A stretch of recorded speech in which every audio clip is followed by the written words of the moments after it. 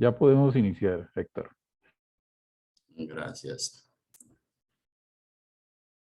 Muy buenos días, amigos. Un saludo cordial desde Medellín, la Red de Investigación en Contabilidad Ambiental, Contabilidad y Sustentabilidad. Les da la bienvenida a este acto académico para cerrar el diplomado en Contabilidad Ambiental que la red ha ofrecido recientemente. Y para ello hemos previsto un acto académico en el que el acto central es una conferencia internacional acerca de la regulación de la información de sostenibilidad. En primera instancia, les va a dirigir la palabra el secretario general de la red, el profesor Esteban Correa García, para hablarnos precisamente del diplomado y de lo que ha significado esta experiencia académica para todos ustedes. Bueno, gracias, Héctor. Solamente quiero decirles unas breves palabras con relación al diplomado en contabilidad ambiental y a la red. En primera instancia, esta iniciativa pues surgió en un momento de mucha incertidumbre con relación a la contabilidad ambiental, ¿no? Eh, en ese momento, hace tres años que iniciamos la red, la contabilidad ambiental aquí en Colombia y podría decir en América Latina tenía menos visibilidad que la que tiene ahora. Entonces creo que nosotros hicimos una buena apuesta en el sentido de que le dimos fuerza a algo que mundialmente en este momento está siendo reconocido y es el tema central de las agendas globales, todo lo que tenga que ver con regulación ambiental, que es precisamente el tema que nos trae nuestra ponente hoy, Mercedes Luque. En cuanto al diplomado en contabilidad ambiental, ha sido una experiencia maravillosa en el sentido de que en términos de cursos largos, pero vamos a decirlo así, internacionales en contabilidad ambiental, somos pioneros en eso. Ha habido otras iniciativas de cursos dentro de carreras, pero en cuanto a conformación de diplomados que involucren varias universidades, que involucren varias personas de otros países, yo creo que hemos sido pioneros y han habido muy buenos frutos en el sentido que de aquí se han despertado iniciativas para universidades y personas que quieren de alguna manera imitar desde el punto de vista pues, muy positivo lo que hemos hecho con este diplomado. La idea es que podamos seguir generando diplomados, en primera instancia un segundo nivel del diplomado, algo más técnico, y también valga decir que en el transcurso del diplomado se conformó el nodo RICAX Perú. ¿Ya? Eso es muy importante porque eso quiere decir pues, que nuestra red de contabilidad ambiental está creciendo. El nodo de contabilidad ambiental de Perú tiene en este momento la tarea de conformar y de liderar la apertura de la segunda cohorte de este diplomado en contabilidad ambiental. Entonces, muy seguramente en el transcurso pues, de este segundo semestre, con los compañeros de Perú, vamos a tener esa otra segunda corte y también estamos organizando un nivel 2 del diplomado. Entonces, estén pendientes a estas noticias para que podamos seguir en este proceso académico. Valga decir finalmente, ya para darle paso a nuestra protagonista aquí, que es Mercedes Luque, que este diplomado involucró a 7 países diferentes, personas de Perú, Ecuador, Venezuela, México, Colombia, Uruguay, y eso nos enriqueció muchísimo. Es algo muy gratificante poder compartir con personas de otros países y poder ser testigos de primera mano de cómo la contabilidad ambiental comienza a influenciar en cada una de estas nacionalidades. Bueno, Héctor, al final pues también voy a dar otra parte relacionada con un informe de reconocimientos de personas que participaron en el curso, por eso lo vamos a hacer al final del proceso. Eso es todo por ahora, estimado profesor Héctor. Gracias, Esteban. Bueno, pues nos convoca en esta ocasión una inquietud muy particular que tiene que ver con la forma como se ha ido construyendo la regulación acerca de la información de sostenibilidad. Y para eso, pues hemos querido invitar a una persona que tiene una experiencia de primera línea en esa dinámica. Yo estoy muy complacido de presentarles a la profesora Mercedes Luque Vilches. Ella, estoy muy cercano a su experiencia académica y por eso creemos que es una persona que nos puede aportar muchísimo en esta discusión acerca de cómo se ha venido desarrollando esta dinámica. La conferencia que nos convoca se titula Presente y Futuro de la Divulgación de Información de Sostenibilidad. Nuestra invitada especial en esta ocasión es la profesora Mercedes Luque Vilches. Voy a hacer lectura de un resumen de su dilatada trayectoria académica, para lo cual debemos decir que la profesora Mercedes estudió un grado de Administración de Empresas en la Universidad Pablo de Olavide, en Sevilla, España. Es magíster en Educación de la Universidad de Córdoba y doctora en Ciencias Jurídicas, Económicas y Sociales por la Universidad de Burgos. Su tesis sobre la construcción social de la regulación de la información no financiera fue dirigida por el maestro Carlos Larrinaga González de la Universidad de Burgos y el profesor Francisco Javier Usillos de la Universidad Pública de Navarra. Obtuvo la calificación sobresaliente cum laude y recibió el premio extraordinario de doctorado en su promoción. El trabajo investigativo de Mercedes gira en torno a la contabilidad social y ambiental, al establecimiento, divulgación y regulación de la información sobre sostenibilidad, sus principales impulsores y barreras, así como a la rendición de cuentas en los procesos de contratación pública.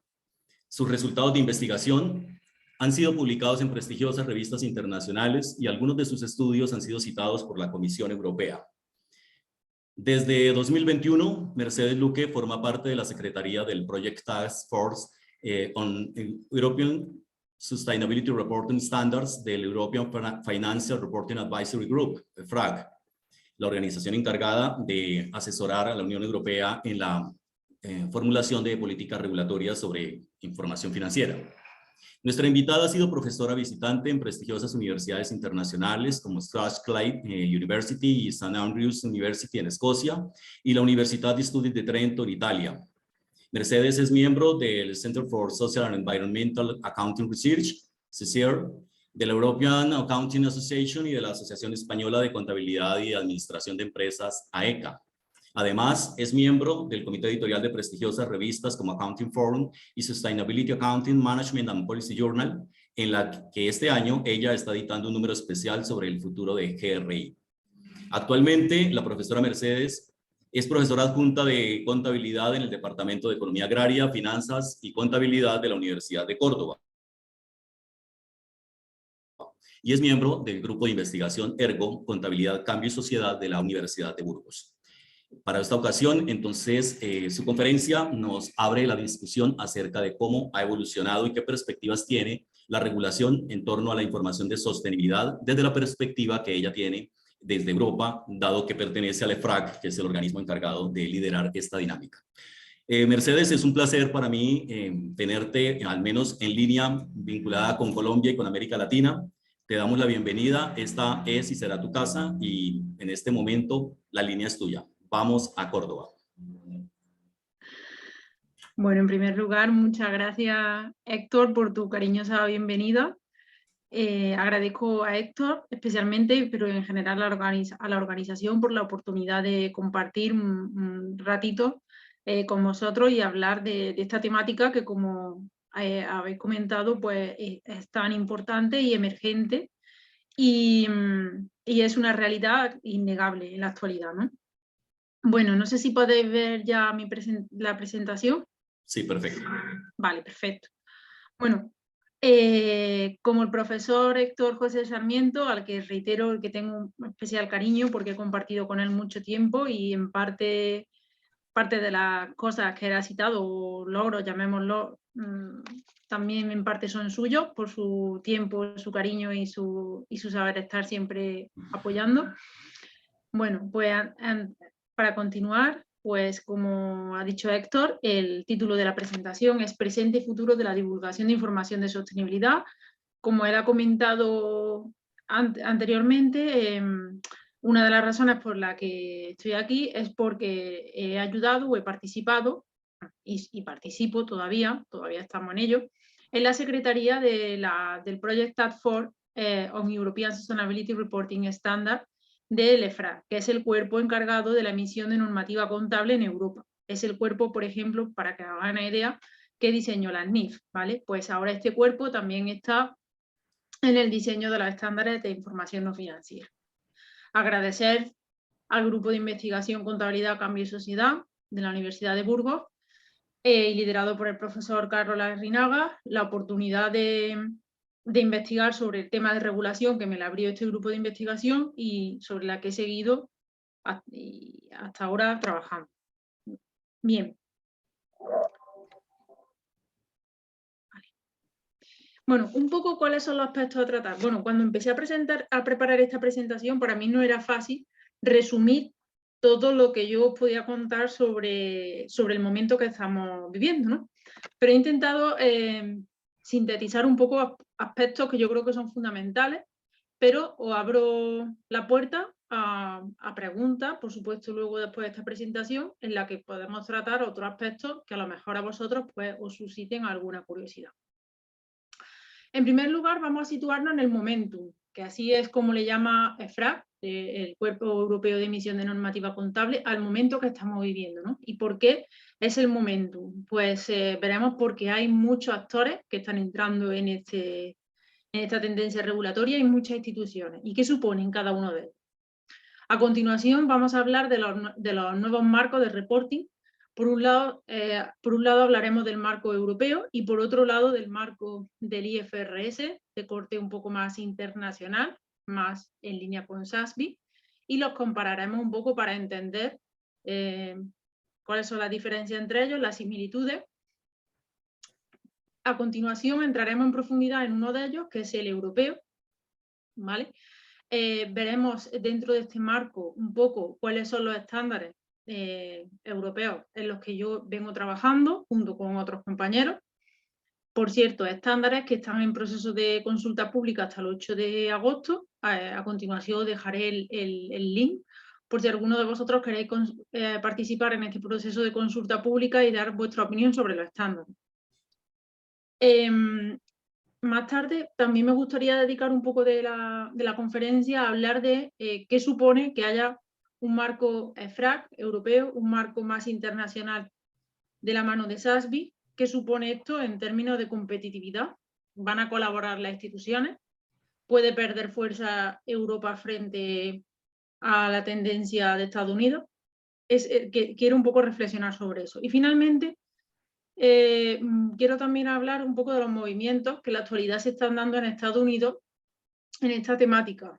A la vista de lo que está sucediendo en Europa, Estados Unidos está también dando pasos importantes, ¿vale? Bien. Bien, Sustainability Reporting Momentum. ¿Por qué Sustainability Reporting Momentum? Bien, así lo denomina, como he dicho antes, EFRAG, a este concepto, y la razón es porque 2020 y 2021 han sido años muy activos en cuanto se refiere a Sustainability Reporting, en especial en el caso de la Unión Europea. Como sabéis, vosotros hasta ahora hemos venido trabajando o usando diferentes estándares de información no financiera. El principal estándar, como ya vosotros sabéis, es el Global Reporting Initiative, que nació a finales de los 90 y que es la principal iniciativa que siguen las empresas para elaborar sus memorias de sostenibilidad, pero aparte de esos estándares hemos tenido otros estándares como por ejemplo el derivado del International Integrated Reporting Council o el derivado de Sustainability Accounting Standard Board, entre otros. A estos, con el paso del tiempo, se han ido uniendo otros como por ejemplo el Climate Disclosure Standard Board o the World Business Council for Sustainability Development. Este entorno de emergencia de estándares ha formado lo que algunos, despectivamente un poco, han llamado la sopa de letras. Es decir, nos encontramos en una situación con un montón de estándares de reporting. Cuando una empresa va a preparar su informe de sostenibilidad, no sabe cuál es el estándar que más le conviene a la hora de preparar su memoria de sostenibilidad, y eso crea un poco confusión.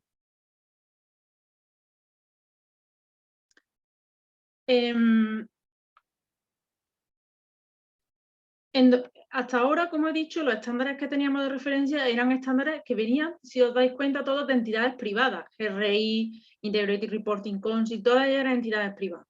Pero ¿qué pasa? Que en 2020 dos instituciones irrumpen en el campo de los informes de sostenibilidad para situarse del lado de las pioneras, como GRI. ¿Y cuáles son estas instituciones? Pues son la Comisión Europea, en colaboración con el Grupo Consultivo Europeo en materia de información no financiera, EFRAG, y por otro lado, International Financial Reporting Standard Board, IFRS, que como digo es la organización de diseño de las NIF, irrumpen en este campo de la información de sostenibilidad. ¿Por qué puede pasar esto? No lo sabemos. Lo que sí que está claro es que Europa se ha querido posicionar como referente en sostenibilidad a nivel mundial. Por otro lado, también es importante tener en cuenta los recientes acontecimientos o hechos que han tenido lugar en Estados Unidos, que también de alguna forma pueden haber impulsado que Europa quiera diferenciarse del resto de potencias mundiales en un tema tan atractivo como puede ser la sostenibilidad. Así, en 2020, la SED aprobó una serie de recomendaciones para actualizar información en relación a aspectos ASG, ambiental, social y de gobernanza, y un año más tarde la SEC, también en Estados Unidos, publicó un ejemplo de carta para que las empresas pudieran emitir la información sobre cambio climático. Desde mi punto de vista, dado que las NIF no se usan en Europa, parece difícil que se produzca algo diferente en relación a la información de sostenibilidad. Siguiendo con el momentum de Sustainability Reporting,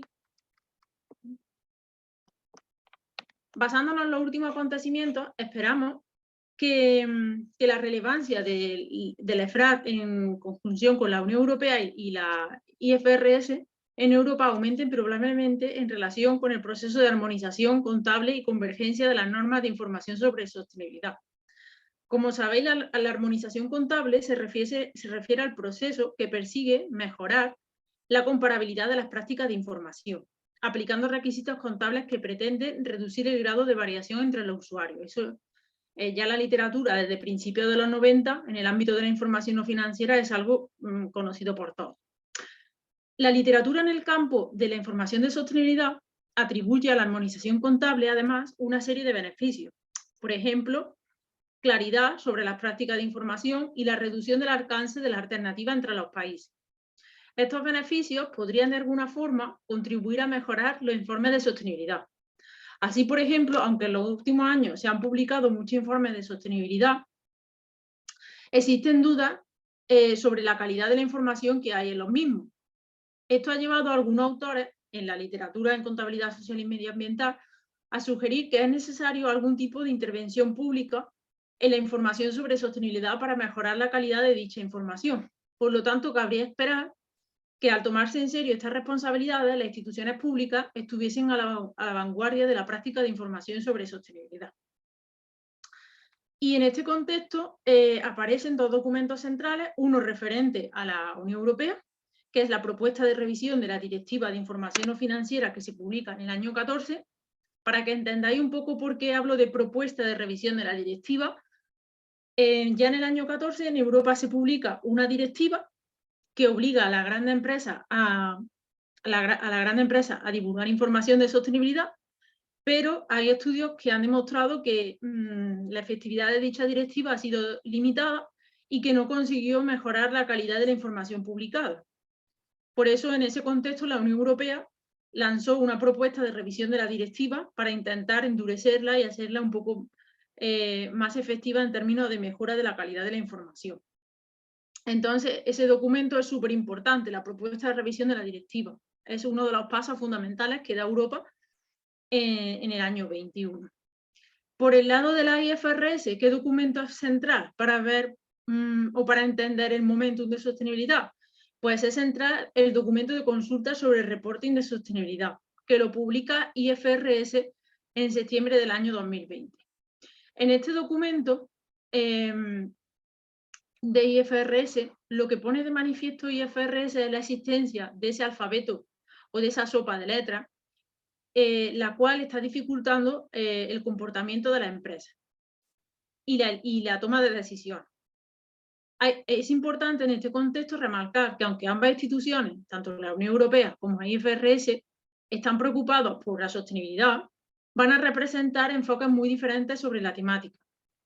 Por un lado, la decisión de la Unión Europea y el EFRAG es la de establecer normas de información sobre sostenibilidad que estén en consonancia con los objetivos del Pacto Verde Europeo, publicado ya en el año 2001, en lo que respecta a fomentar un cambio real en el comportamiento de la empresa hacia el logro del desarrollo sostenible. Sin embargo, el objetivo de la Fundación IFRS no ha sido el de cambiar el comportamiento de la empresa, y así lo dice claramente, sino el de establecer normas que retraten la realidad económica en lugar de darle forma. Esta exposición es un documento publicado en el 2015 en la propia página del IFRS, como fue para el caso de la NIF, Norma Internacional de Contabilidad, retratar el comportamiento de la empresa, pero no cambiarla.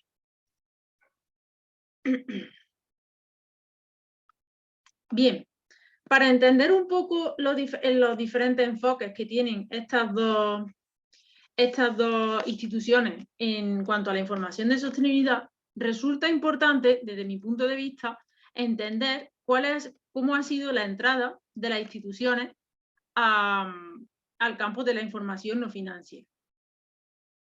Bien. En cuanto a la Unión Europea, aunque hemos dicho antes que el primer paso importante en cuanto a temas de sostenibilidad de la Unión Europea es en el 2001, es importante remarcar que durante más de 40 años la Comisión Europea ha intervenido en el ámbito de la información contable financiera. En un primer lugar, emitiendo directivas que armonizaban las normas contables utilizadas en los Estados miembros, en particular la cuarta directiva 78-660 del Consejo sobre las cuentas anuales y la séptima directiva 83-349 del Consejo sobre las cuentas consolidadas, que fueron derogadas por la Directiva Contable 2013/34 del Parlamento y el Consejo.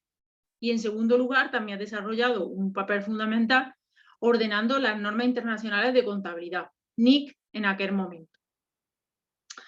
En este caso, cabe destacar que EFRAG, la organización a la que pertenezco, desempeñó al principio un papel clave a través del asesoramiento sobre la aprobación que la Comisión debería hacer para intervenir en el proceso de las NIF. Cabe señalar que EFRAG, aunque en un principio era financiado por instituciones privadas, desde el año 2011 recibe apoyo financiero de la Comisión Europea, y es la que la Comisión Europea está haciendo posible pues, muchos de los gastos en los que estamos incurriendo para el desarrollo de los estándares de sostenibilidad.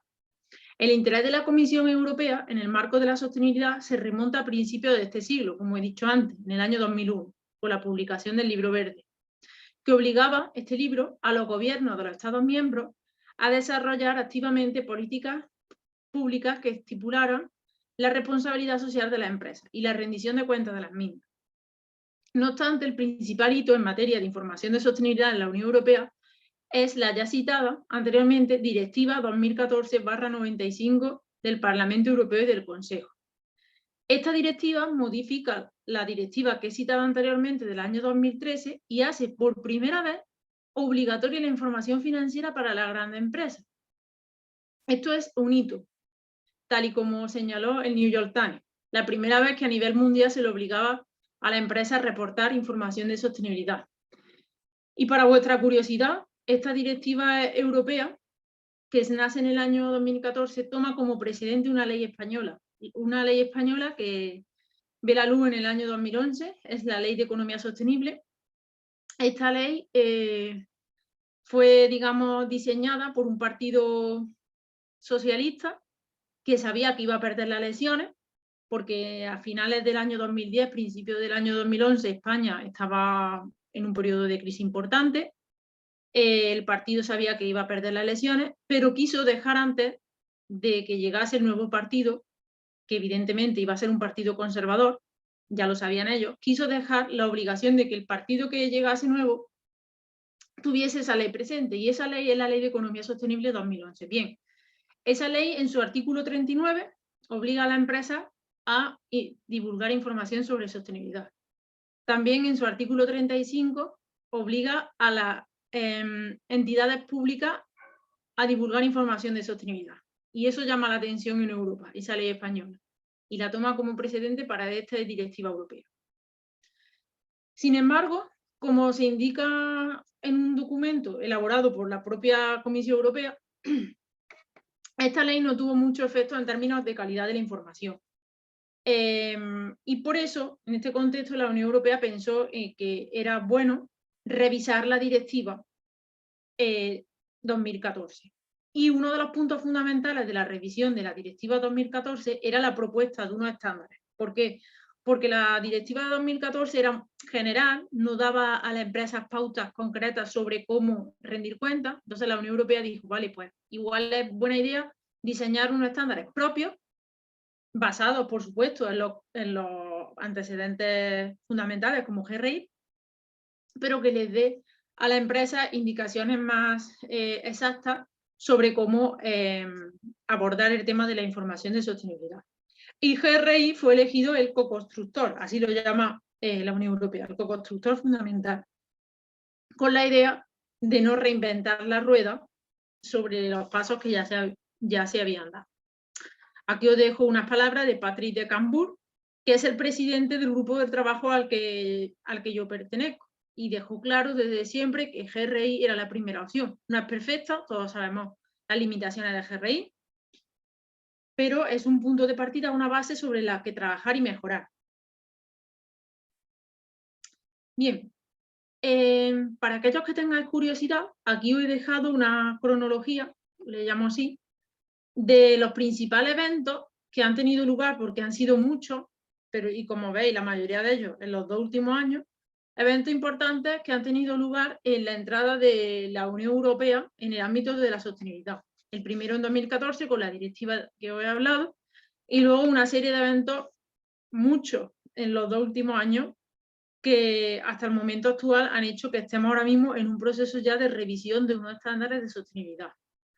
Para aquellos que tengáis curiosidad, esta figura pertenece a un artículo que he elaborado en coautoría con la profesora Begoña Giner, y si tenéis curiosidad, pues lo puedo hacer. Bien, como veis en esta tabla, os voy a intentar resumir un poquito el contenido de la tabla. La revisión de la directiva ha sido acompañada de un enfoque bastante nuevo, ¿vale? En la que el EFRA ha desarrollado un papel importante y diferente a lo que venía desarrollando hasta ahora. Bien, un paso importante fue en junio del año 20, en el que el señor Dombrovskis, que es el vicepresidente de la Comisión Europea, invitó al señor Gauzès, presidente del EFRA, a crear un grupo de trabajo dedicado a preparar asesoramiento técnico sobre posibles normas europeas de información no financiera.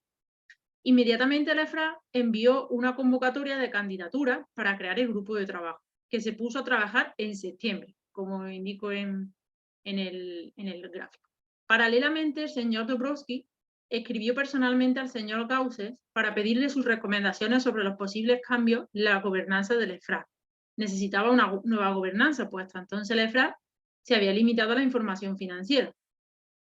Y en octubre del año 20, EFRA publicó una solicitud de comentarios sobre los cambios en su estructura de gobierno. El grupo de trabajo del EFRA, formado por un grupo de 35 personas de diferentes ámbitos, presentó el informe de la Comisión Europea en febrero del 21. Este informe contiene 54 recomendaciones detalladas para el futuro organismo normativo de la Unión Europea. Para entender cómo se ha realizado este trabajo con tanta rapidez, tenemos que tener en cuenta que no hemos empezado desde cero, sino que, como he dicho antes, se ha elegido a GRI como co-constructor. La nueva estructura incluye un Consejo de Información Financiera cuya principal tarea es la de refrendar las normas que se aprueben, y un consejo de información no financiera. O sea, la nueva estructura de FRAC ya tiene dos consejos, uno de información financiera y otro de información no financiera. Y en enero del año 22, la Asamblea General del EFRAC aprobó la integración del nuevo pilar de sostenibilidad en su estructura, y en marzo del 22 se publicaron los miembros del consejo encargado de este nuevo pilar, el Sustainability Reporting Board. Además, un grupo de trabajo ya está trabajando en el desarrollo de los estándares, como he dicho. Dentro de los estándares es importante diferenciar entre los estándares para grandes empresas y estándares para pymes. Los estándares para grandes empresas ya están en proceso de consulta pública y el estándar de pymes lo terminamos ayer. Ahora el siguiente paso para las pymes va a ser esos estándares van directamente a la Comisión Europea y la Comisión Europea los revisa y los pone también bajo consulta pública. Importante punto, la directiva europea, la renovación de la directiva europea supone lo siguiente: ya no solo van a estar obligadas las grandes empresas a reportar información de sostenibilidad, sino también van a estar obligadas las pymes cotizadas, ¿vale? Lo que pasa es que sí que es verdad que para las pymes se les va a dar un poco más de margen para que puedan adaptarse a los requerimientos. Pero, aunque queden empresas que no están afectadas por la regulación, como pueden ser las pequeñas pymes o las medianas pymes, la Unión Europea habla en todo momento del efecto trickle-down effect. ¿Qué significa? Es el efecto cascada, ¿no? Entonces, aunque tú seas una empresa, una pyme mediana, por ejemplo, y no estés afectada por la regulación, al final también vas a tener que preparar tu informe de sostenibilidad. ¿Por qué? Porque tú vas a ser, por ejemplo, proveedor de una gran empresa o proveedor de una pyme cotizada. Y a la hora de contratarte, pues este tipo de aspectos van a primar. Luego, lo que se espera es que haya un efecto de arrastre que haga que al final, digamos, las empresas, por impulso, por ímpetu, todas preparen su informe de sostenibilidad. Bien. Cualquier duda me podéis interrumpir sin problema. Bien, eso en cuanto a la Unión Europea. En relación a la entrada de IFRS en el ámbito de reporting de sostenibilidad, es muy importante tener presente el International Sustainability Standard Board, que es el organismo que ha, digamos, montado IFRS para el diseño de sus estándares de sostenibilidad. Cabe mencionar que IFRS, a diferencia del EFRAG, no ha nombrado oficialmente a ningún coconstructor. No es de extrañar que no haya nombrado como coconstructor a GRI, puesto que GRI tiene un enfoque más en línea con la Agenda 2020 y IFRS no está tan alineado con el desarrollo sostenible. Dicho esto, aunque no tenga ningún coconstructor, sí que tiene apoyo importante. ¿Y cuáles son los apoyos importantes que tiene? Pues tiene apoyos como el IOSCO, el Foro Económico Mundial, es decir, apoyo importante con un gran poder financiero. El IOSCO está apoyando mucho los desarrollos de los estándares del IFRS, como ya hizo para el desarrollo de las NIF. Por lo tanto, IFRS está trabajando sobre una base segura y es casi seguro que también, al igual que la Unión Europea, va a desarrollar sus estándares de sostenibilidad. Los primeros esfuerzos de este grupo de trabajo se han materializado en dos entregables. En un prototipo para la divulgación de información relacionada con el clima y en otro entregable que habla sobre los requisitos generales para la divulgación de información no financiera relacionada con la sostenibilidad. Al igual que para la Unión Europea, os presento una cronología de los principales acontecimientos de la Fundación IFRS relacionados con su entrada en el ámbito de la sostenibilidad. Bien, para situarnos un poco, la Fundación IFRS es una organización sin ánimo de lucro basada en un consejo normativo independiente que está gobernado y supervisado por fideicomisarios, que rinden cuenta a un consejo de supervisión de autoridades públicas. Esta organización fue creada, como ya sabréis vosotros, en el año 2001 para desarrollar y promover las normas contables que dotasen a los mercados financieros de todo el mundo de transparencia y eficiencia económica, pero tiene sus orígenes en el Comité de Normas Internacionales de Contabilidad, que data del 73. Desde su origen, la Fundación se ha centrado únicamente en la información financiera y ha emitido la IFRS. Estas normas se han introducido en más de 140 jurisdicciones, siendo la Unión Europea una de las principales en hacerla obligatoria en el 2005. Como en el caso del EFRAG, la Comisión Europea también proporciona financiación a la Fundación. Y desde el año 2020, la Fundación ha sido muy activa en el campo de los informes de sostenibilidad. Al igual que ha estado haciendo en el campo de la información financiera, la Fundación lo que busca es contribuir a la sostenibilidad para el público en general. Y como he dicho, desde una perspectiva muy diferente a la de EFRAG, manteniendo a los inversores y a los acreedores de los mercados de capitales en el centro de su atención. Para comprender plenamente por qué IFRS ha entrado en el ámbito de la sostenibilidad, sería interesante que se examinaran documentos recientemente publicados por entidades como Accountancy Europe, Barker and Eccles, World Economic Forum. Al destacar, todos estos informes se centran en los inversores y destacan la necesidad de armonizar la información de sostenibilidad y facilitar a los inversores la comparación de la empresa. Estos documentos han logrado presionar a la Fundación IFRS para que actuara y pusiera remedio a la complejidad, entre comillas, en el establecimiento de normas de sostenibilidad de acuerdo con su enfoque de servir el interés público. Y poner de alguna forma fin a lo que anteriormente hemos llamado la sopa de letras existente en cuanto a estándares. La Fundación IFRS se ha tomado muy en serio la presión de la comunidad empresarial y ha dado paso para solucionar este tema. Uno de los pasos fundamentales es la declaración de retroalimentación, que contiene las cuestiones planteadas en 577 cartas de comentarios que los inversores han enviado a la Fundación. Según la Fundación, las respuestas indicaron una demanda para mejorar la coherencia y comparabilidad de la información. Bien, en cuanto a pasos importantes, estas 557 cartas aparecen en septiembre del 20 en ese Consultation Paper on Sustainability Reporting. Y esto llevó a los fideicomisarios de la Fundación a publicar inmediatamente un borrador de exposición en el que solicitaban comentarios en los cambios en la constitución del IFRS para adaptarse a la nueva realidad. Que estará formado, este nuevo consejo que se va a formar, o que está a punto de formarse, el Consejo de Normas Internacionales de Sostenibilidad, formado por 14 miembros mayoritarios a tiempo completo. Y tal y como se recoge en el documento de orden del día 3, celebrado en septiembre del 21, las diferentes respuestas apoyan los cambios en su constitución. En cuanto a la deseada interconectividad, unos meses antes, en junio del 21,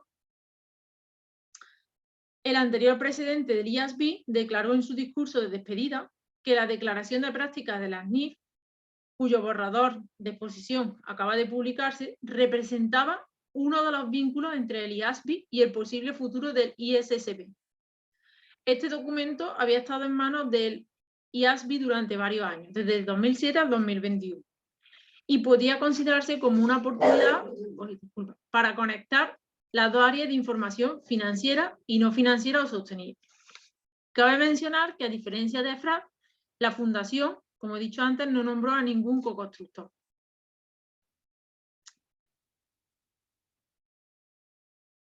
Bien, a continuación os muestro un poco la comparativa en cuanto a aspectos centrales del reporting, comparativa teniendo en cuenta los dos enfoques que hemos discutido, el europeo y el de IFRS. Bien, audiencia. En cuanto a audiencia, para IFRS, la audiencia fundamental de estos estándares de información no financiera son los inversores.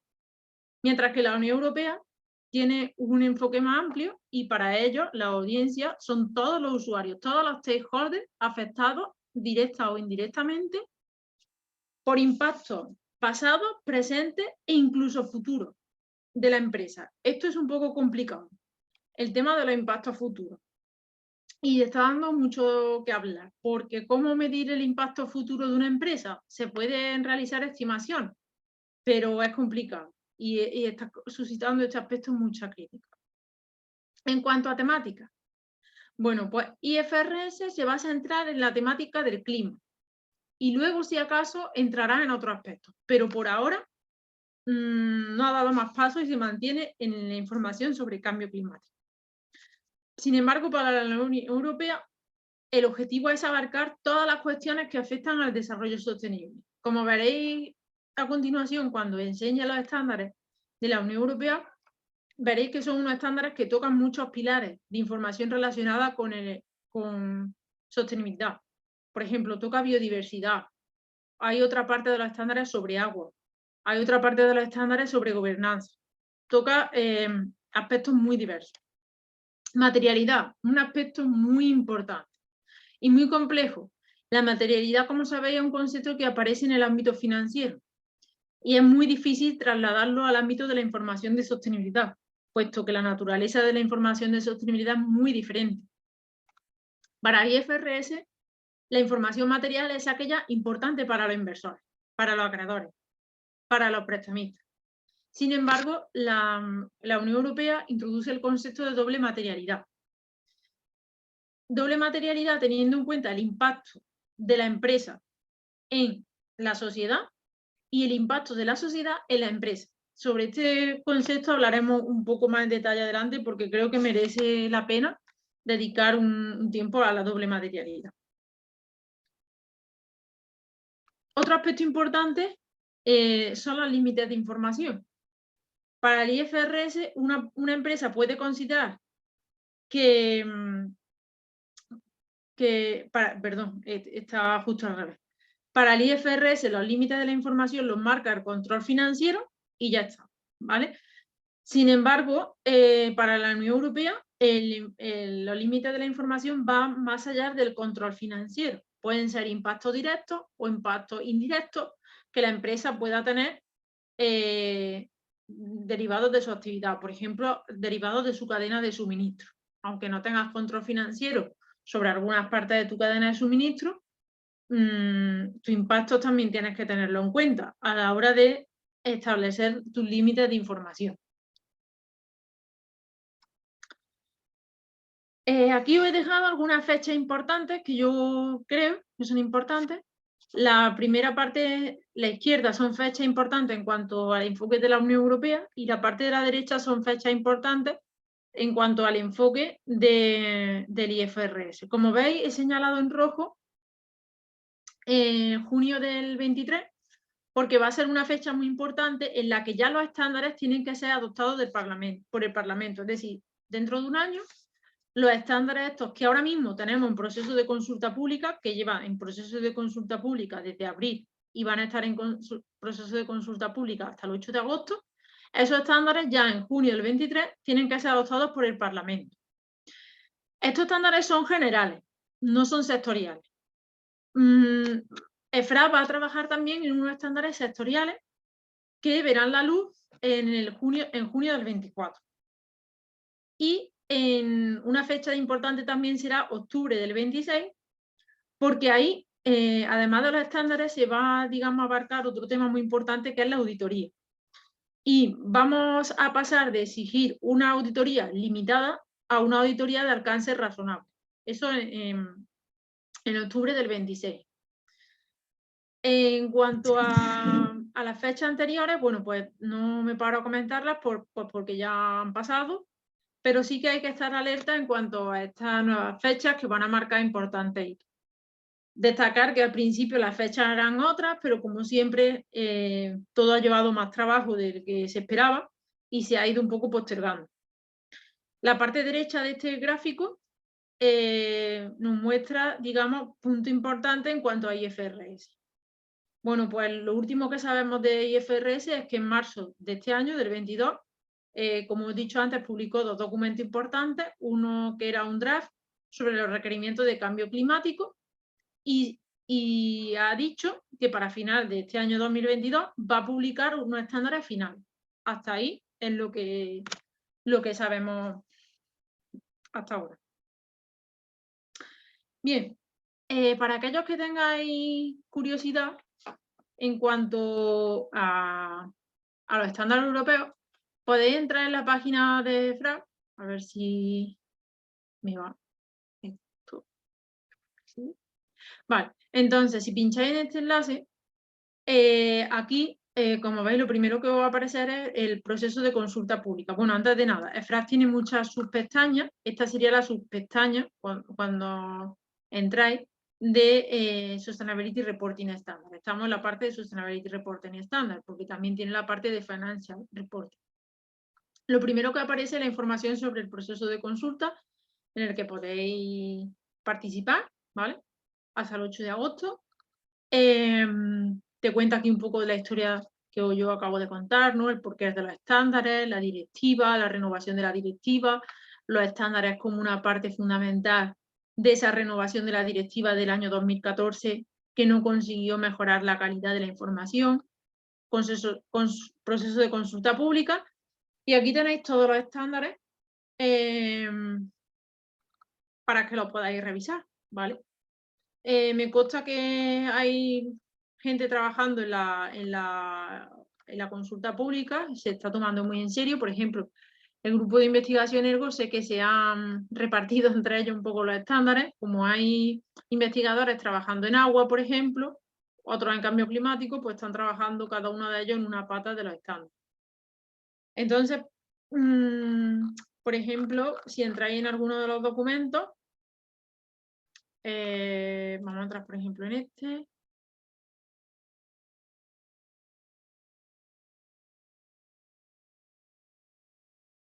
Vale. Vale, pues como veis tenéis aquí un borrador. Este estándar toca la parte social, ¿vale? Decir que los estándares, de forma general, hay dos bloques generales de principios y demás, y luego tenemos por bloques, medioambiental, social y de gobernanza.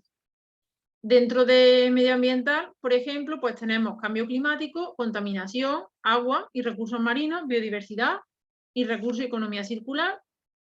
Dentro de social, fuerza de trabajo, comunidades afectadas, consumidores y usuarios. Y dentro de gobernanza son más generales. La gobernanza es la que está menos desarrollada en estos estándares y toca temas como, por ejemplo, la corrupción en los consejos de gobierno, por así decir algún ejemplo, ¿no? Entonces os invito a que le echéis un vistazo a los estándares, porque igual os ayuda a desarrollar alguna idea y trasladarla a vuestro contexto. En la página web, en este mismo enlace, encontráis un outreach event que le llamamos nosotros, que son una serie de eventos que han tenido lugar para informar sobre cómo utilizar los estándares, pero ya han pasado todo ello. Siguen estando publicados, pero ya han pasado. Entonces, bueno, pues os animo a consultar los diferentes estándares y a ver si podéis también vosotros poner en marcha alguna iniciativa de este tipo, ¿no? No sé, ahora me contáis un poco, pero no sé si existe allí en Latinoamérica alguna iniciativa similar o no sé, o si podéis tomar como ejemplo lo que está pasando en Europa.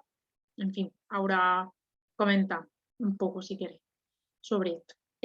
Bueno, vuelvo a la presentación. Bien, esto ya lo hemos hablado. Bien. Lo que os quería comentar es la importancia del concepto de la doble materialidad. Mirad, como he dicho antes, la materialidad es un concepto muy complicado porque ¿qué es material? Al fin y al cabo, ¿qué es material? Es juzgar algo sin unos claros parámetros para definir qué es material o no. Bueno, pues la Unión Europea pensaba que la materialidad en el ámbito de la sostenibilidad tenía dos patas fundamentales. Y es el impacto económico, medioambiental y social de las actividades de la empresa en las partes interesadas, y por otro lado el impacto de las cuestiones de sostenibilidad en el bienestar financiero de la empresa. Estos dos enfoques no deben verse como opuestos. ¿Por qué? Porque hay personas que han dicho, bueno, pues el tema de el impacto de la sostenibilidad en el bienestar financiero es algo muy cercano a lo que define como materialidad IFRS, y es cierto, pero no por ello deben verse como opuestos. Y en este contexto surge el efecto rebote o efecto boomerang del que habla Efrat, que sugiere que en primer lugar la identidad va a impactar en las personas y en el medio ambiente, y que ese impacto en el medio ambiente puede luego rebotar en el modelo de negocio y posteriormente puede aportar valor a la identidad. En este sentido, pueden interaccionar las dos perspectivas y este efecto rebote o boomerang ha dado lugar al concepto de materialidad dinámica. Es decir, podemos a un inversor convencerlo de que estas dos materialidades pueden interaccionar entre ellas y mejorar, al fin y al cabo, la situación de la empresa. Esta cuestión os animo a que, si tenéis tiempo y estáis abriendo vuestra agenda de investigación, la retoméis, porque se necesitan estudios sobre materialidad. Hay muy poco. Si estáis interesados en yo estoy interesada en materialidad, lo que pasa es que no tengo tiempo, pero es un tema súper interesante y si queréis os puedo pasar paper. Hay un paper muy interesante, George Herse 2021, que ha analizado las tensiones que existían entre el enfoque estrecho de materialidad, como el seguido por SASB y en otras palabras por IFRS, y otro más complejo como el de GRI o en otras palabras el que ha seguido el EFRAG. Entonces, en temas de tensiones, pues creo que es muy interesante. ¿Y cómo resolver esas tensiones? Tenemos que darle solución, porque a una empresa no le podemos decir es material según este estándar o es material según el otro estándar. Imaginaos empresas europeas que están trabajando fuera de Europa. ¿Qué pasa con ellas? ¿Van a estar sometidas a lo que pase en Europa y a lo que pase en IFRS? Es un tema bastante complejo. Dicho esto, puede haber tensiones en si los intereses de los inversores están alineadas con una u otro enfoque de materialidad. Bien, bueno, aquí os dejo un cuadrito que lo que muestra un poco es el efecto boomerang de la materialidad. Es decir, no hay que separar Financial Reporting o Sustainability Reporting, sino que lo que tú hagas en la sociedad o en el medio ambiente al final puede rebotar en tu capacidad financiera y mejorar tu situación. Bien, os dejo también por aquí una foto, se ve un poco más, pero bueno, es el último texto, el texto ya definitivo de la propuesta de la directiva. Esta directiva a la que están asociados los estándares de los que os he venido hablando. Este texto definitivo es del 30 de junio del 22, hace muy poco tuvimos el texto definitivo. Y me ha parecido interesante señalar algunos aspectos sobre los que hace, o sobre los que señalan mucho este texto. Fomentar la comparabilidad entre los sectores del mercado y dentro de ellos, potenciar la perspectiva de la doble materialidad, en la que los riesgos para la empresa y el impacto de la misma representan cada uno una perspectiva de la materialidad, y fomentar el enfoque gradual del aseguramiento limitado al razonable. Esto va a ser fundamental, el paso que va a haber en la auditoría. También una oportunidad de investigación muy importante. En cuanto a plazos temporales, bueno, pues esta nueva directiva, este texto ya definitivo y los estándares van a afectar a los informes de las compañías que estaban ya afectadas por la anterior directiva del año 14 desde el 24.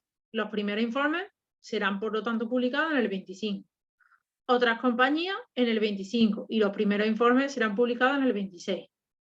Pymes cotizadas, se les va a dar un poco más de tiempo para los informes que se publiquen en el 27.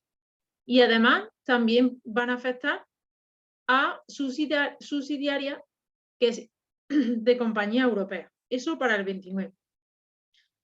Bueno, como os he dicho antes, a mí una cosa que me preocupaba mucho y sobre la que pensaba mucho era sobre cómo iban a coexistir estándares europeos con estándares, por ejemplo, de IFRS. Bueno, pues actualmente se están dando esfuerzos de colaboración entre las instituciones y se está desarrollando lo que es lo que ellos llaman el Building Block, que es un enfoque que ha sugerido el IFAC y que ha apoyado el IOSCO. el Big Block tiene dos bloques. El primero lo que pretende es proporcionar una línea de base global de informes preparada por el ISSB, y el bloque 2 serían requisitos que establecería cada una de las jurisdicciones. Y estos esfuerzos de colaboración, pues claramente están entre los deseos de los líderes de ambas partes. Así, por ejemplo, Patrick de Cambourg, el presidente del grupo de trabajo del EFRAG, pues dijo que la Unión Europea no trabaja de forma aislada y afirmó: no veo que el enfoque de los inversores que se establece por el IASB sea un obstáculo. No veo por qué no ser compatible, teniendo en cuenta un enfoque de los inversores a nivel internacional y un enfoque más amplio de las partes interesadas a nivel de la Unión Europea. Yo no digo que apoye esta afirmación, pero es lo que se está dando, ¿vale? Un enfoque internacional apoyado en los inversores y a nivel de la Unión Europea un enfoque más enfocado hacia el desarrollo sostenible. Yo no lo veo compatible, pero es lo que se está poniendo como solución a los esfuerzos de colaboración entre las instituciones. Y claro ejemplo es esta noticia que envié el otro día: la Fundación IFRS y GRI se han alineado para los estándares. Bueno, como veis, aquí hay temas de investigación críticos para hacer 20.000 tesis doctorales, porque es un tema muy político, muy político. Y finalmente, como he dicho antes, en Estados Unidos también se están dando pasos, se han publicado diferentes documentos, parece ser que Estados Unidos va un poquito más con más calma, pero se está poniendo al día, y yo creo que va a seguir una posición muy parecida a la de IFRS, centrándose en cuestiones de cambio climático.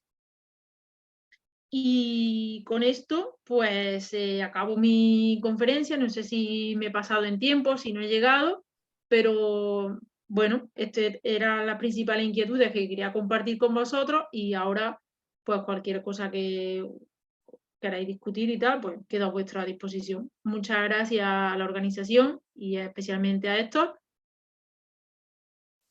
Bueno, Mercedes, muchísimas gracias, doctor. Hola. Sí. Mercedes, muchísimas gracias por tu generosidad, por esta charla tan ilustrativa sobre el proceso de la emisión de los estándares. Inicialmente tendríamos una inquietud que tiene que ver con la participación para con la conformación de los equipos. En América Latina, una de las principales preocupaciones que hay tiene que ver precisamente con la forma como se construyen las normas de contabilidad y de los reportes y toda la dinámica, pues, de divulgación de información. Perdón. Entonces, en el caso europeo, ¿cómo evaluarías o calificarías el nivel de participación, por ejemplo, de grupos de interés minoritario en la conformación de los equipos que tienen acceso a tomar decisiones, o por lo menos decisiones de diseño de la normativa? Entendemos que hay una dinámica de consulta pública en la que la gente puede acceder a los textos que ya han sido diseñados, pero en la etapa previa, que tiene que ver con la conformación de equipos, ¿cómo ha sido esa dinámica y cómo calificarías la amplitud de la participación de grupos minoritarios en ese proceso?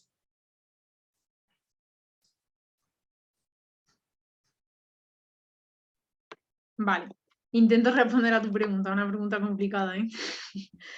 Bueno, yo puedo hablar desde mi grupo de trabajo, porque para que entendáis un poco, nosotros hemos estado trabajando en diferentes clústeres, lo que son grupos de trabajo. Yo pertenecía al clúster de las pequeñas y medianas empresas.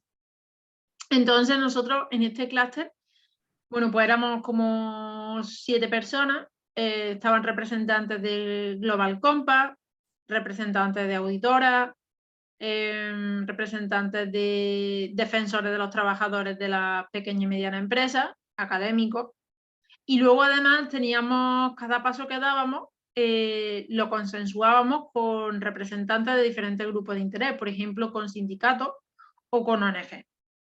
Así que creo que desde ese punto de vista ha sido muy enriquecedor y hemos aprendido mucho de ello. Lo que sí que yo he notado es que desde la ONG no había mucho interés en participar. Eso me sorprendió. Eso me sorprendió. Pero en general ha sido un proceso multi-stakeholder y bastante enriquecedor para todos, yo pienso. Es decir, podemos decir que ha habido amplitud y participación democrática en ese caso. Sí, sí.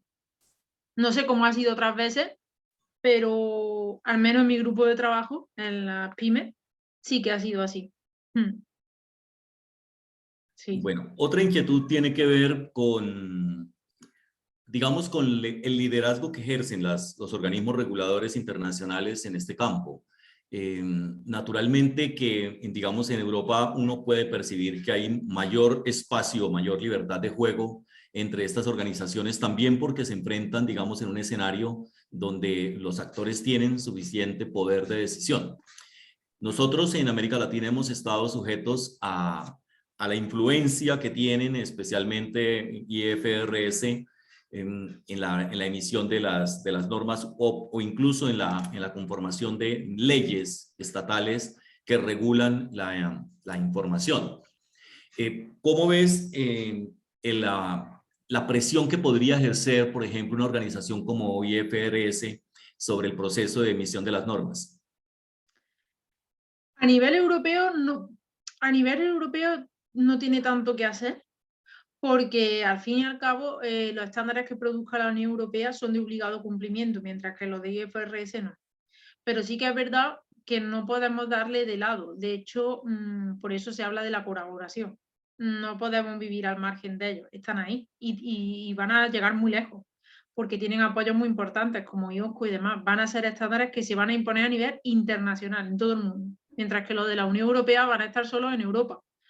Pero sí que yo creo que es positivo que si al menos en Europa podemos exigir algo más que lo que exige IFRS, ya un paso muy importante, porque IFRS está centrado en los inversores, nada más. Claro. Tenemos una pregunta del chat. Dice, ¿existe la opción dentro de los países de la Unión Europea que puedan adoptar las normas con salvedades o armonizarlas de forma particular? No, no existe. Pueden, si quieren, exigir más, pero no menos. Ya pasó con la anterior directiva del 14, en España se exigió más que la directiva.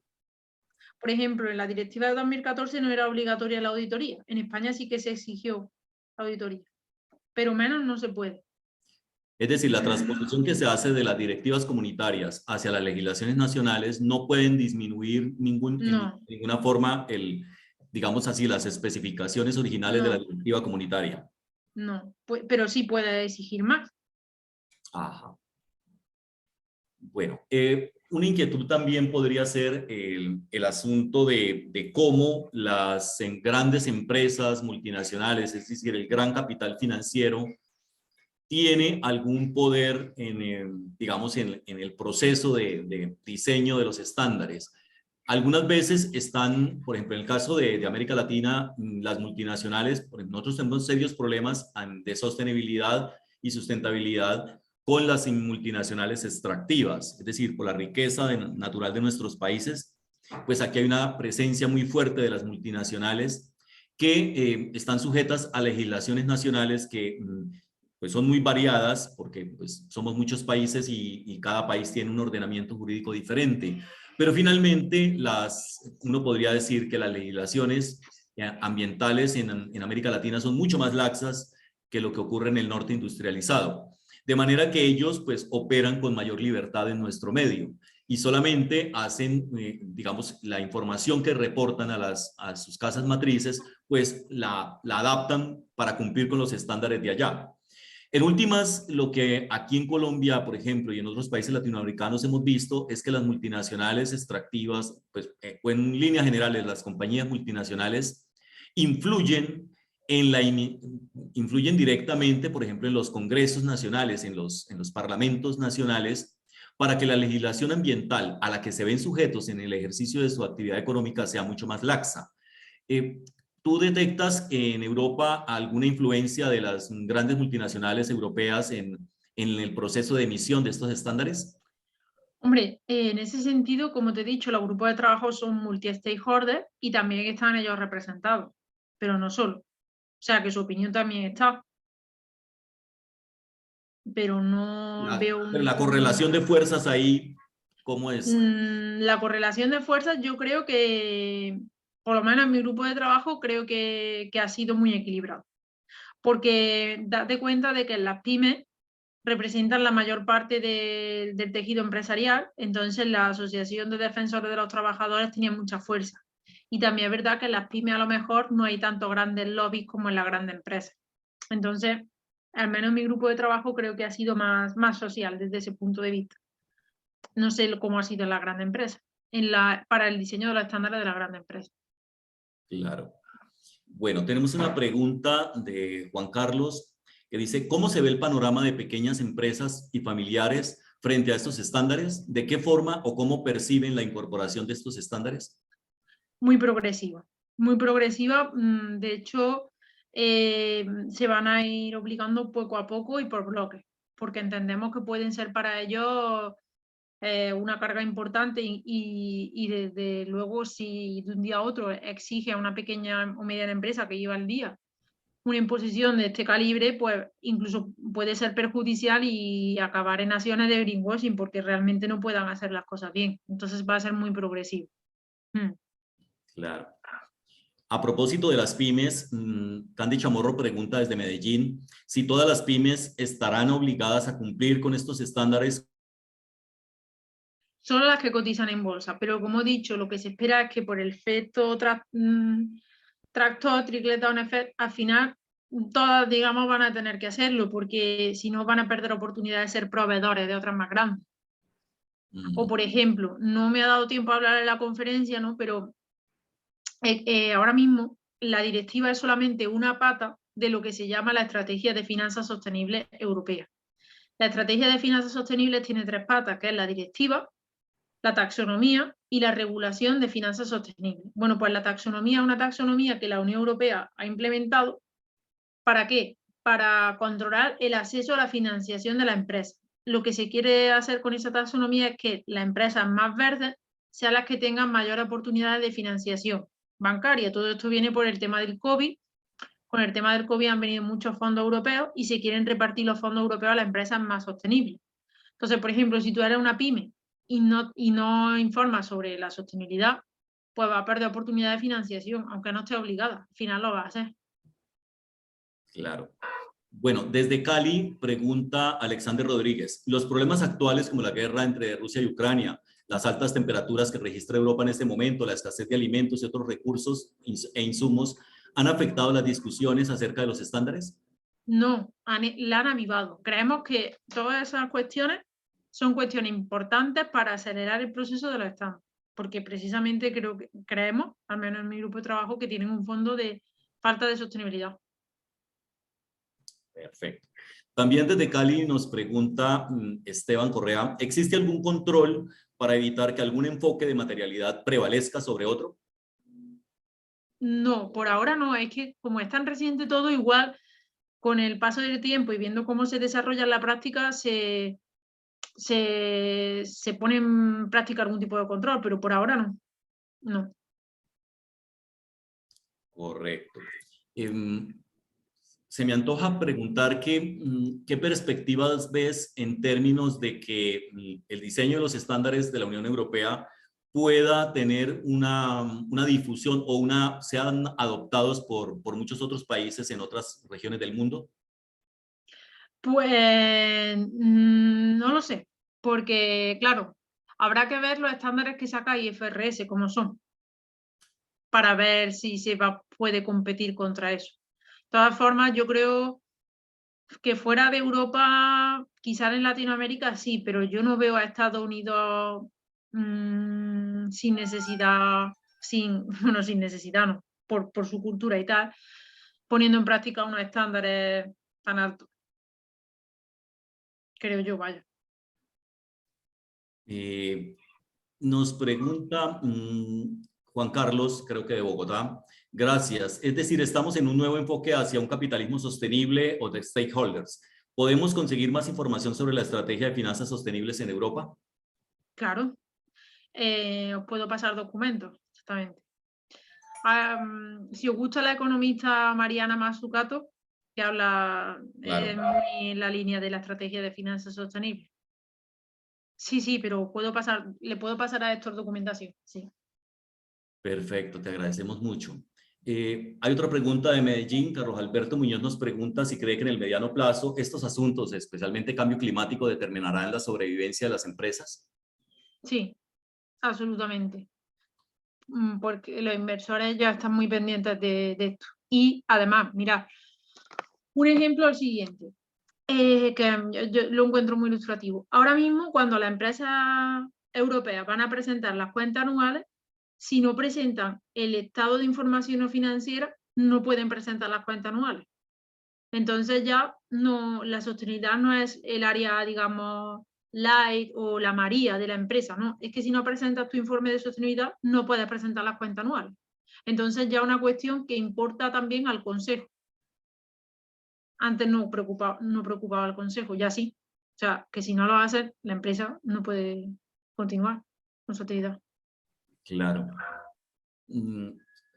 Se me ocurre que en el caso de las IFRS, por ejemplo, la implementación de la normativa y los cambios que implican en la estructura de los sistemas de información en América Latina, voy a hablar específicamente del caso de Colombia, pues ha generado bastante trauma, especialmente para las pymes y especialmente para las más pequeñas empresas, en términos de la formación del talento humano, de la gente que tiene que estar al frente de estos procesos.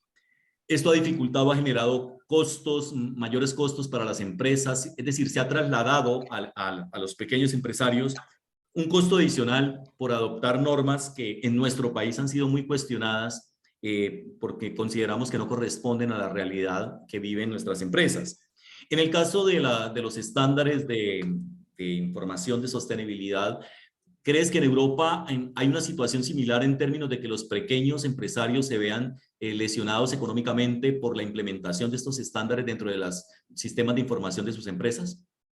Vamos a intentar que no, porque de hecho es algo que tenemos muy presente. Como te he dicho, dentro del grupo de trabajo está un representante de SME United, que es la confederación a nivel de pymes más importante a nivel europeo. Entonces somos conscientes de la realidad de la empresa. Por eso es importante que haya representantes de diferentes grupos de interés. Es súper importante. Claro, claro.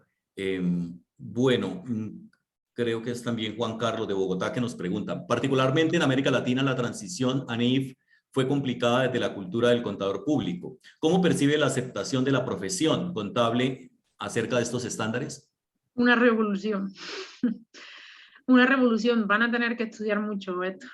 De hecho, y por eso en el próximo curso entra en vigor un nuevo máster en información y sostenibilidad y aseguramiento en la Universidad de Burgos, porque los profesionales no están preparados para eso. Yo voy a impartir la asignatura de regulación, tenemos otra asignatura para entidades financieras, por el tema de la estrategia de finanzas sostenibles, que te digo, la taxonomía, no hay profesionales preparados, pero a la misma vez un mercado de trabajo súper importante.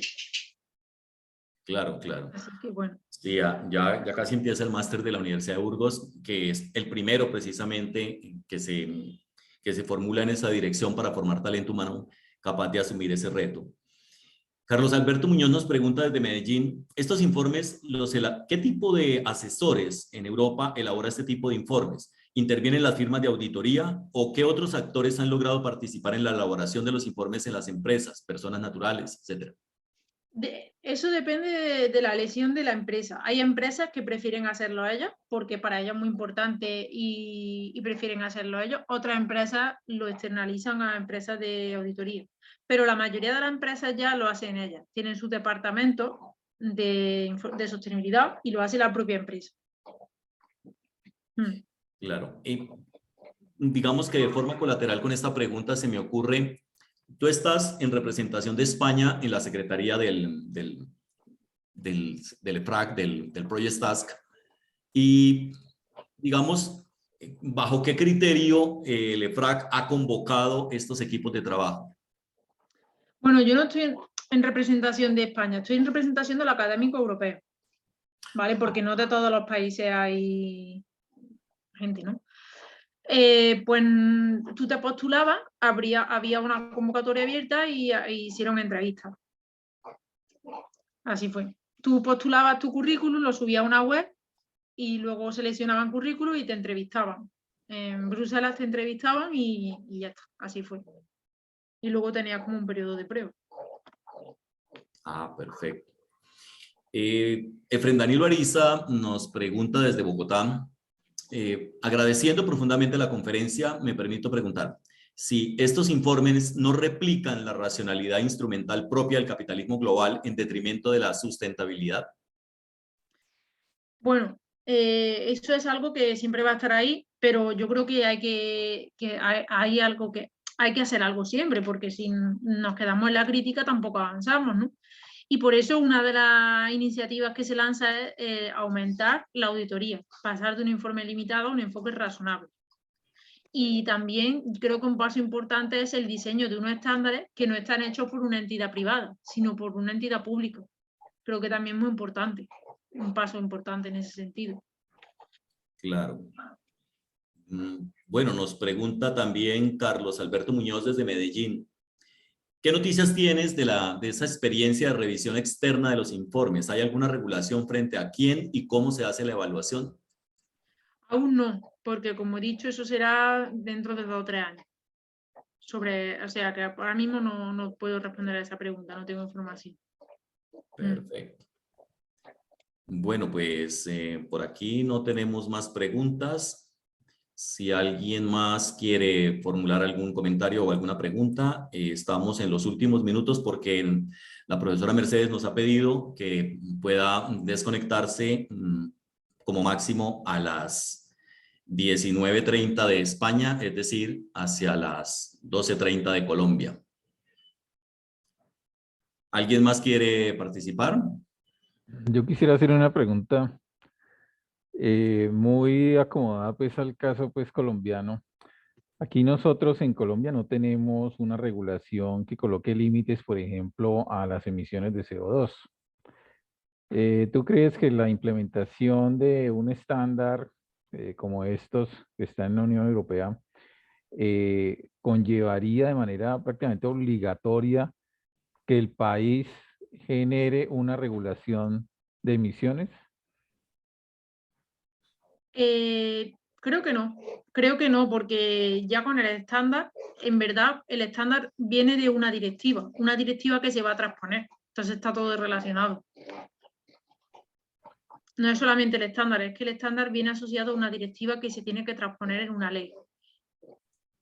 Así que no, creo que no. Sí, sí, correcto. Entonces, precisamente, o sea, el estándar obliga a que haya límites a emisiones. Pero te dice cuáles son los Porque límites. Te dice cuáles exactamente, son es que, los por límites. ejemplo, Claro. aquí en Colombia no hay límites de emisiones de CO2. Entonces, si Colombia implementa un estándar internacional, tendría que crear una ley que diga cuáles son esos límites, Claro, creo pero en yo. nuestro caso el estándar ya establece los límites, exactamente. O sea, al asumir ese estándar, porque el estándar tiene el límite explícitamente, entonces Colombia estaría regida por esos límites. Sí. Ya, gracias. Yo quisiera preguntarte si el hecho de que la emisión de los estándares sea producto de la confluencia de equipos de diferentes países, el hecho de que la Unión Europea tenga una dinámica de múltiples agentes de poder, como son los gobiernos nacionales, de alguna manera lo que ha hecho también es garantizar que sea más difícil que dentro de cada país se creen modificaciones, desviaciones del espíritu central de la norma. Como he dicho antes, desviaciones se pueden crear hacia más, pero no hacia menos, porque Europa quiere ir de la mano en los avances que se dan. Y yo creo que eso es bastante positivo, sobre todo teniendo en cuenta que la mayoría de las empresas no trabajan solamente en su país. Y luego, si sale fuera de Europa, no va a tener problemas, porque está por encima de estándares como IFRS, o sea que cumpliendo los estándares europeos ya no va a tener problemas de ir a trabajar a China o ir a trabajar a Estados Unidos. Lo que están comentando algunas personas es que puede entrar en ventajas descompetitivas. frente a Claro. empresas que estén, por ejemplo, en China y no y tengan más bajos requerimientos. Claro, claro. Bueno, pues si no hay más preguntas y comentarios, queremos agradecerte, Mercedes, tu generosidad, tu tiempo que has dedicado. Ah, perdona, por aquí hay un comentario. Dice Carlos Alberto de Medellín, hay un plan para reducir las emisiones de CO2, un 20% de parte del gobierno, según compromiso internacional. Pero ¿cómo sabemos a nivel particular? Como sabemos a nivel particular, importante regular de regulación, supongo. Bueno, es un comentario, no es una pregunta. Con esto creo que podíamos terminar este espacio, también para respetar tu compromiso que tienes en escasos minutos. Queremos agradecerte muy especialmente, Mercedes, tu presencia, tu generosidad, este espacio que has querido compartir con nosotros, toda la información que nos brindas y si es posible obtener información adicional que nos has anunciado, pues te agradeceríamos mucho porque dentro de la red hay muchísimos investigadores, incluso de otros países que pertenecen a nuestra red, que están interesados en empezar a conocer qué se ha hecho en Europa y empezar a tratar de adaptar o producir conocimiento paralelo en torno a esta dinámica. Así que junto con mi cariño personal, nuestro agradecimiento desde la red y esperamos que muy pronto podamos tenerte de cuerpo presente en Colombia. Así que un beso y un abrazo, muchísimas gracias por tu presencia aquí y seguiremos en contacto para seguir dialogando sobre estos temas que son de gran interés para nosotros y para todos. Muchísimas gracias, Héctor, a ti, a la organización y contar conmigo para lo que necesitéis. Bueno, no he dejado mi correo, pero Héctor lo sabe, o sea que se lo podéis pedir a él. Y yo les voy a pasar a Héctor una serie de lecturas sobre la estrategia de finanzas sostenibles. También no me importa facilitarle la presentación y el artículo al que hago referencia a lo largo de la presentación. Y nada, espero tener la oportunidad de conversar más con vosotros y compartir inquietudes, porque creo que yo aprendo también mucho de vuestras preguntas, de lo que me podáis decir. Y nada, quedo a vuestra disposición y nada, muchas gracias a todos. Muchísimas gracias a ti, Mercedes. Muchas gracias. Y lo siento por tener que desconectarme, pero tengo otra reunión a las 7:30. Sí, sí, sí. Un abrazo. Un abrazo, hasta Bueno, un luego. abrazo a Pablo, que estés Hasta muy luego, bien. gracias. Sí, hasta luego. Chao, Merche. A continuación, el secretario general de la red, Esteban Correa García, va a hacer una intervención acerca de la parte final del diplomado y el reconocimiento de algunos trabajos que a criterio del comité directivo de la red han merecido algún reconocimiento. Esteban, vamos a Cali. Gracias, Héctor. Bueno, simplemente queremos destacar que durante el diplomado en contabilidad ambiental hubo tanto profesores como estudiantes que se destacaron. Quisiéramos resaltar la labor de los profesores que de manera desinteresada y altruista compartieron sus conocimientos en la red. Estos profesores, lo voy a leer en esta lista, que tiene un orden que no tiene orden alfabético, sino que está ordenado por, ni tampoco de orden de importancia de un profesor con otro, sino que es un orden arbitrario. Los profesores son Rafael Franco Ruiz, Anet María Luisa Echenhagen, perdonan que no sé pronunciar ese apellido, Claudia Patricia Ortiz, Juan Carlos Ruiz Orquijo, Efren Danilo Ariza, Alexander Rodríguez Otálora, Fabián Leonardo Quinche, Esteban Correa, Yuli Carolina Rojas, Goli Exxon Lordiur, Paula Arias Arevalo, Mauricio Gómez Villegas, Olver Quijano Valencia, Damián Pachón Soto y Alejandro Mora. Todos ellos fueron profesores excelentes a quienes le damos nuestro agradecimientos. Igual agradecimientos a la Universidad Cooperativa de Colombia, quien nos prestó su logística y fue finalmente el que dio las certificaciones. y obviamente pues a todos sus directivos, el profesor Curbelo y la directora de internacionalización también, la profesora Daisy. También reconocemos, hacemos una mención de honor y destacamos los trabajos escritos de los siguientes estudiantes, los certificación que vamos a enviar vía correo electrónico de aquí a las horas de mañana. Los estudiantes destacados fueron Andrea Vaca López, Carlos Alberto Muñoz Restrepo, Severo Rómulo Rojas León, Daniela Alejandro Aguador Arias, Diana María Sandarriaga Colorado, Edgar Gracia López, Efren Danilo Ariza Ruiz, Esteban Correa García, Francisco Javier Varela, Héctor José Sarmiento Ramírez, Jack Alberto Araujo Enzuncho, Juan Lenin Axer Yupanqui, Luis Eduardo Bertrán Madile, María Yolanda Laverde Guzmán, Neivi Paola Perea Santana, Rafael Antonio Franco Ruiz, Richard Segara Estrada, Rubiela Jiménez Aguirre y Ximena Andrea Grijalba Balanta. Ellos han sido los estudiantes que han sido destacados. Igualmente los felicitamos y felicitamos a todas las personas que recibieron su certificación en este diplomado en contabilidad ambiental. Igualmente, como lo dijimos anteriormente, por favor estar atento porque vamos a hacer un segundo nivel del diplomado y se va a abrir una segunda corte de este diplomado que va a estar dirigido y liderado por RICAF Perú. Bueno, estimados amigos, no siendo más, hemos llegado al final de nuestra